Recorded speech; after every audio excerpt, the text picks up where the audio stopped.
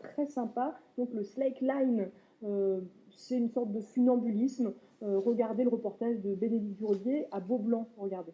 Après le travail, ces trois limogeaux installent plusieurs sangles entre les arbres du parc de Beaublanc pour une séance de slackline, ou plus exactement de longline.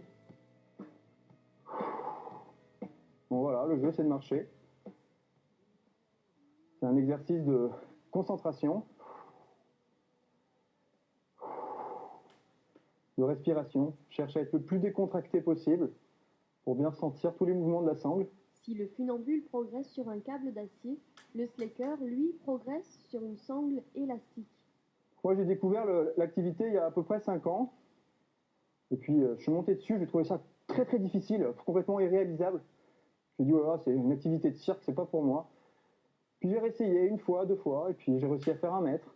Puis quand j'ai réussi à faire 1 mètre, j'en ai fait 2, et puis j'ai voulu en faire 3, et j'ai voulu en faire 4. Voilà, là j'essaye de passer les 100 mètres. On va dire que ça fait 3 ans de façon assidue. Je pratique l'activité. Comme Bertrand, Lucas a découvert la slackline il y a 2 ans et il a vite progressé puisqu'il franchit désormais 200 mètres sans chuter. C'est un sport qui demande beaucoup de concentration et beaucoup de persévérance. Et du coup, c'est vraiment ce qui m'a attiré dans ce sport. Et puis après, c'est un sport qui est très gratifiant puisque on se sent progresser constamment. Une activité douce mais intense qui stimule de nombreux muscles.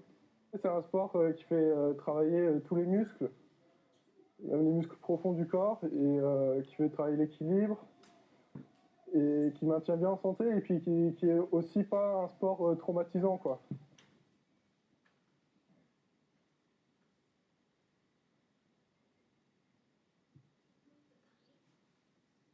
On peut commencer l'activité très tôt et la finir très tard. Moi, les enfants les plus jeunes qu'on a fait passer sur les sangles, c'est les enfants de 2 ans. Alors évidemment, ils ne marchent pas, ils n'y arrivent pas, mais les sangles sont plus larges. On est sur des sangles qui vont faire 5 cm et qu'on tend très fort, donc ils sont très stables.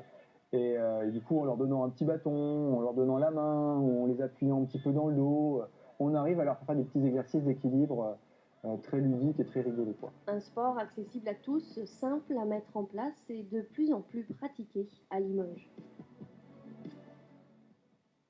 Et n'hésitez pas à contacter notamment l'association Trees Asso, dont le site internet s'affiche en bas de l'écran, trees, avec un bon accent, trees-asso.fr. Je suis ravie de vous accueillir, Pascal Pouillet. Bonjour. Alors, on a parlé